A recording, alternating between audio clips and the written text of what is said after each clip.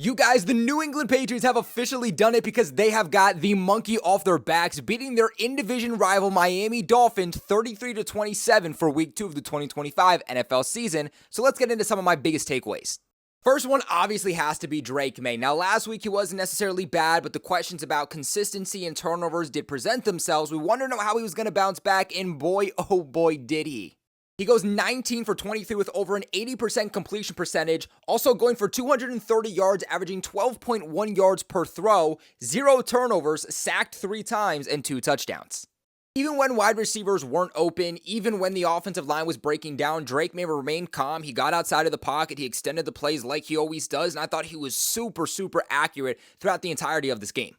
Next takeaway is welcome back Ramondre Stevenson. And I tried to tell you Patriots fans, I said, guys, stop with the Ramondre hate. It's not going to be tolerated here. On the ground, Ramondre Stevenson had 11 attempts for 54 total yards, averaging 4.9 yards per carry, but where he really shined was in the receiving game. He was tied for the most targets in this game with 5 targets, but led the Patriots in receptions and receiving yards with 5 receptions for 88 total yards, averaging 17.6 yards per reception.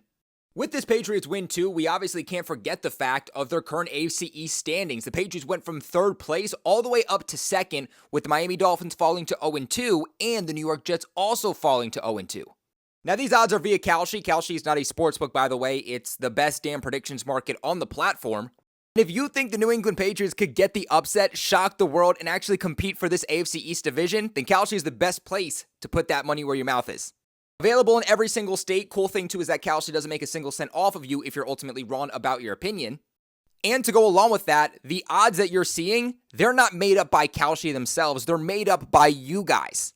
They don't just have all sports. They don't just have NFL, NFL futures, NFL games, but they also have things all the way from celebrities, awards, climate. Link in bio, but play safe.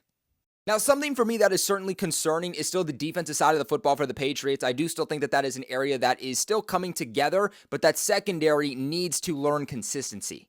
You had Geno Smith go for almost 400 passing yards last week, and in this week, you had Tua go 26 for 32 for 315 yards and 2 passing touchdowns. Heading into this game, Tyreek Hill hadn't had a game over 30 receiving yards in an entire calendar year. In this game, though, he goes for over 100 yards. That defensive line and pass rush for the Patriots certainly bailed out that secondary at times, getting 5 sacks, especially led by Milton Williams, the big offseason addition with 2 sacks on the day. But this team needs Gonzo, and this team needs Gonzo bad. Nonetheless, though, the Patriots do exactly what Mike Vrabel said in competing for the AFC East and beating up bad teams. Let me know your guys' thoughts and follow for more NFL content.